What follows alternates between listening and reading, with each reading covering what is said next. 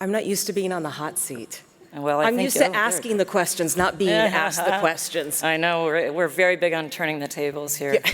And in case you didn't get enough of either one of us yesterday, we're back. We are back.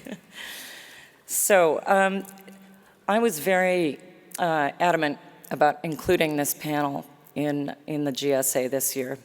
We talk a lot about the influence that sports has, but we need to use that voice loudly beyond our buildings, and that involves getting our sports media more involved. So I wanted to bring you a couple of things with this panel today. One, a view of what we could achieve. So to do that, we have asked Sky, which is a very large European broadcaster, to share a little bit with us about how they have done it, what they've done, and how they've done it. And I won't take away their thunder, but just to give you background, Sky is the largest media company and pay broadcaster in Europe with 23 million subscribers and 31,000 employees, just to put that in context. So what I'd like to do now is hear from Charlie Clausen, who is the CEO of Sky Sport Deutschland. Take it away, Charlie. Hello to everyone in the room, and thank you for this opportunity to be able to address you, albeit virtually. My name is Charlie Clausen. I look after Sky Sport in Germany. I've been with Sky for a couple of years, and I'm proud to work for a company that is taking Sky Zero as a key tenet of its strategy. We've committed to go net zero by 2030, and the commitment is from top to bottom in the company. But I want to focus today on what we're doing in Germany in sports to drive towards this. And I want to talk about three elements. First, why do we do it? Secondly, what do we do? And thirdly, does it have an impact or not? So let me start with why. It's the Green Sports Alliance, so I think you know why we have to do it. We're seeing in winter sports less snow, shorter seasons. Formula One has just had to cancel Emilia-Romagna race because of the severe bad weather. We can see it happening. But actually, the thing I'd focus on more is, in our field of sports and media, we have such a privilege that we engage in a topic that goes to people's emotions and passions. And we can affect change that few other industries can. So we should use that lever. So what are we doing? I differentiate between three different areas. What do we do in-house to get our house in order? Secondly, how do we work with partners and suppliers? And thirdly, how do you tell the stories about it? So let me start with in-house. I won't go into too deeply. You can go to our Sky website and look at case studies, but there's lots of different examples. Anything from educational, doing newsletters for our staff, to changing our travel policy. Every journey that can be done within 5 hours by train has to be taken by train. You can no longer fly. Doing more remote production, so we don't travel at all and produce centrally. Or we have a green hotel list. We will only stay there if they fulfill certain criteria. But secondly, it's working with partners. And let me start with the green hotel example. We always used to stay at a certain hotel, and we stopped going because they no longer met the criteria of being a green hotel. So they adapted, changed their water policies, cleaning policies, more sustainable shampoos, etc., etc. And we started going back. We managed to adapt the way others do business, and we're all better off for it. I think on a bigger scale, it is how do we work constructively and proactively with our league partners. A couple of years ago, I started discussions with the Bundesliga on can we produce games on a carbon neutral basis. At the beginning, there was lots of what do we do, uncertainty, there's no measurement. I'm delighted that a year ago we were able to announce that we will produce every Bundesliga and second Bundesliga game on a carbon neutral basis. That's about 15 games every week. It is about measuring, knowing what's happening, reducing emissions, and offsetting. And part of that is telling the stories around it. So let me get to storytelling. Probably the most challenging element, but also the most impactful. And we do a big gamut of things, from running promos around Sky Zero and our activities, to doing specific programs like documentaries. I'm delighted that we will have a documentary with Eintracht Frankfurt in Germany, 4 episodes, accompanying them on the journey to become more sustainable. Well, not just positive, nice stories, but also showcasing the challenges, how hard it is sometimes. But it's actually about incorporating in very regular reporting where the people are watching. So 2 years ago, we started having a contribution in every Formula One race on a topic linked to the SDGs. In the Bundesliga as of last year, every single weekend, we had an editorial contribution on sustainability. And it's taking the stories throughout our programming and doing it in a way that's engaging and interesting. Als Als ich in England war, haben mich meine Teamkollegen immer ausgelacht. Damals habe ich das Auto, das ich mit 17 bekommen habe, 10 Jahre behalten. Ohne Auto durch die Stadt. Für ihn schon seit Jahren Gewohnheit. Im Gegensatz zu vielen anderen Fußballern braucht Jackson Irvine kein dickes Fahrzeug. Im neuen Stadion gibt es mehr Fahrrad- als Autoparkplätze. Die Nachhaltigkeit hat den Profifußball erreicht. So there's lots of things we can do and are doing. But is it having an impact? And I'm delighted to say, yes it is. We measure, as a good company should, over 50% of the viewers of our Bundesliga coverage are aware of Sky Zero. And those people that are aware of Sky Zero, 61% are willing to change their behavior to become more sustainable. The benchmark in Germany is 18%. So a huge shift in the willingness. The next step is not just to be willing to change behavior, but to actually do it. And how do we work with others and third parties to give people the tools to actually change? But we talk about the triple bottom line a lot. People, planet, profit. We've seen it's a highly engaging topic for staff, but actually let me talk about the commercial driver. We've focused about under 35s and women. And we've seen of those that welcome brands to talk about sustainability, and if they're aware of Sky Zero, they tend to purchase Sky Sports more than doubled. So it can be a real commercial driver. So in summary, the topic of sustainability for a sports broadcaster is big and daunting, but it's a big and daunting problem. That doesn't mean we shouldn't focus in and fully lean into doing something about it. The one plea to you is take it seriously. It's not a one-off activity that you just do a one-off tick exercise. We have to do it consistently. We have to do a lot of it.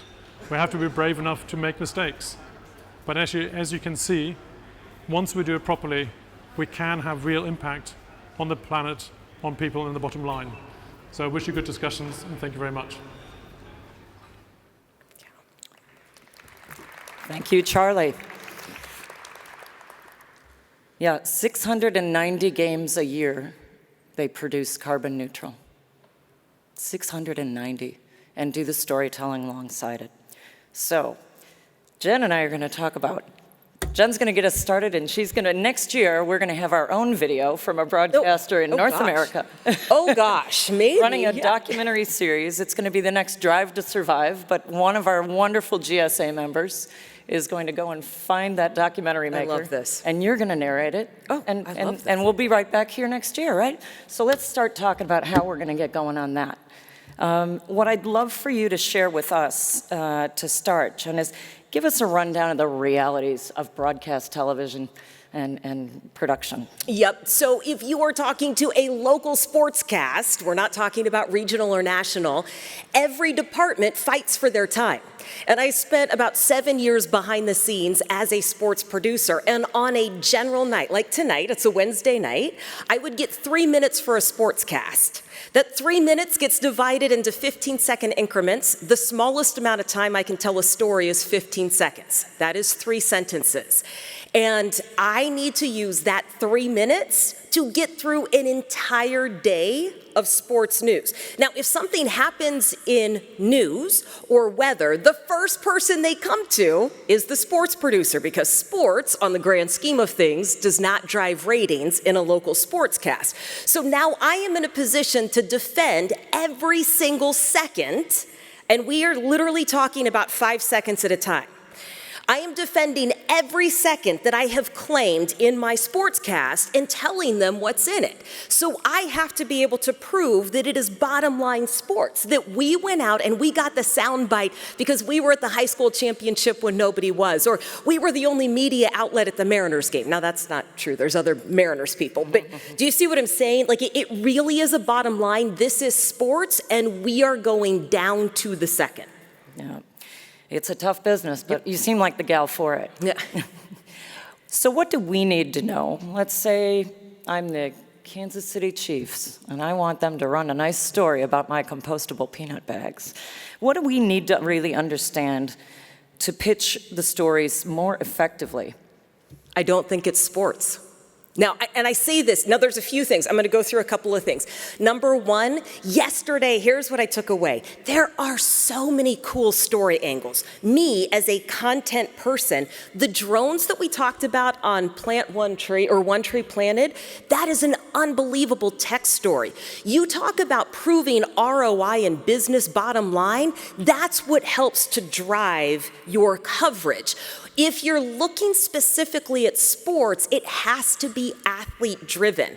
I can't start talking about like the drone in the tree planting because literally it has to be sports. As a regional sports broadcaster, if one of my athletes, and Nelson Cruz was mentioned yesterday, who was one of my athletes for a long time, one of my favorite all-timers, if this is his cause, I can go out and do a story on that because it directly relates to the team and the person that I cover. I would do this.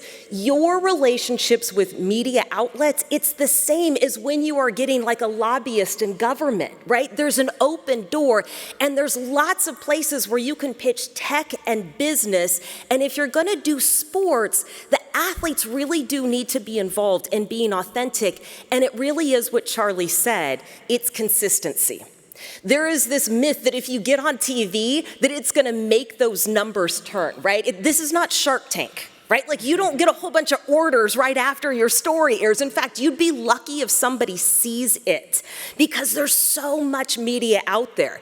It's better to have a consistent game plan, an editorial calendar that's fitting into different, if you want to call them silos or departments, that a news station can grab onto.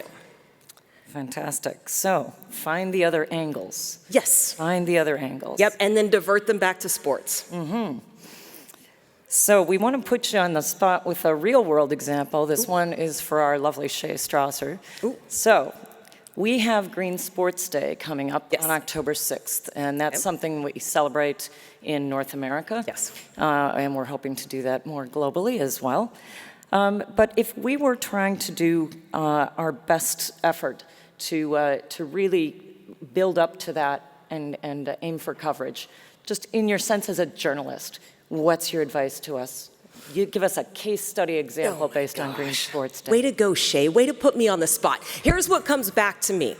And here's one of the things that I wrote down yesterday. We talk about the vulnerability and not knowing all the answers and being able to reach out. Here's the first thing that comes to mind. I would get athletes or organizations that are already involved in this, and I would set up a series where it's either every Wednesday or every Tuesday or whatever your cadence is. And I would have an athlete asking a question that they don't know the answer to. Because if you want to practice vulnerability, ask a question you don't know the answer to, truly.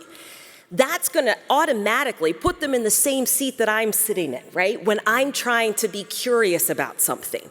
And just post that on either your channel or on the website. Create your own content, because when you create the content and you put it out consistently on LinkedIn, on Instagram, on TikTok, leading up to that ultimate date, I promise you, you know what's going to happen? News stations are going to start thinking about that the day before.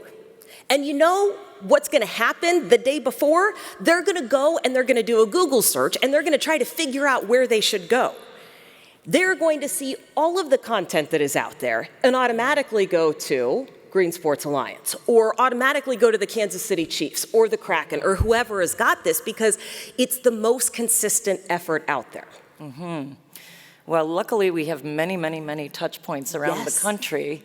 And so what we'd like to do is set up our members as best we can so that they can replicate that, obviously. And we know Christy is going to be coming to you here in Seattle, but hopefully everyone can take an example.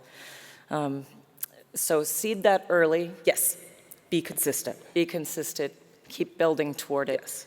And then look for that kind of thunderclap moment that we hope for. Yeah. Okay. So this is the big open one. Oh, you get all the minutes left on this All one. the minutes. All the minutes. We're giving Jen all the minutes. So is everybody ready for that kind of energy? Jen, you're the new professional media advisor to the Green Sports Alliance and our members, which include our corporate members who provide a lot of the solutions. What's your advice? Look, part of this is just my personality because I, as a business owner, have found it hard to get my message out there, and I am a media member. So you know what I do? I don't rely on somebody else to get that message out there. I create my own content. I have a YouTube channel, I have a website, I have social media channels. It is just like everybody in this room, every organization that's represented, you have those things at your disposal.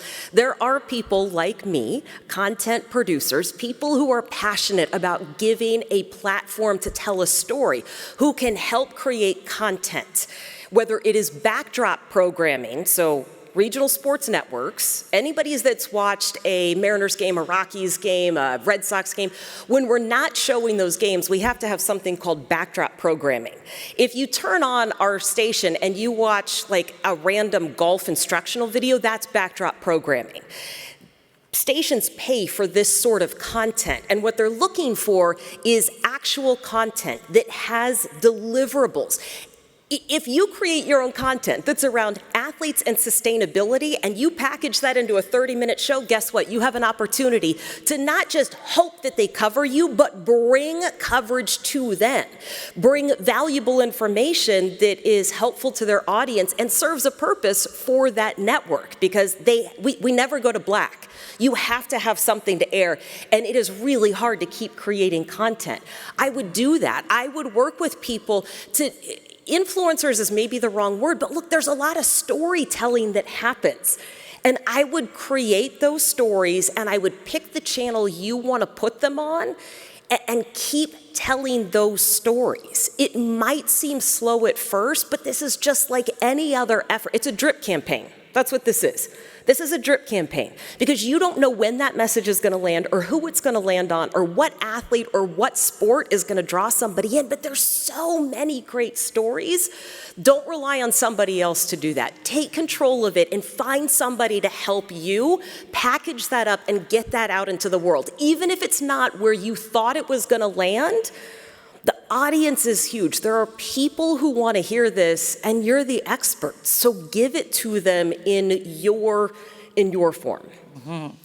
So for all of our facility operations people in the room, but I think we have a few people from other departments, sounds like it's time to get cozy with your digital marketing team, who do this every day for your franchise. Yeah, so create your content, branded content. That worked out pretty well for Formula One, didn't it? It did. And it also worked out pretty well for Wrexham, that little tiny football club in England. Anybody seeing a trend there? Yeah. Right. Any of your corporate partners could get branded content. And by the way, we're not talking about these huge features. Let me just give you one quick thing. If I put this conference into a story in a sportscast, it would be told in 20 seconds. You can do a lot with 20 to 30 seconds, and it can be really impactful, and that can be an easy entry point in making sure that your stories get told in one way or another. That's fantastic. Well, I look forward to that, not only that 20 to 30 second soundbite, but I look forward to coming back and showcasing our Net Zero broadcast, our documentary series that we'll be doing, featuring so many of our wonderful members, corporate and sports. Thank you so much, Jen, for your lovely and very on-point advice. Thank you.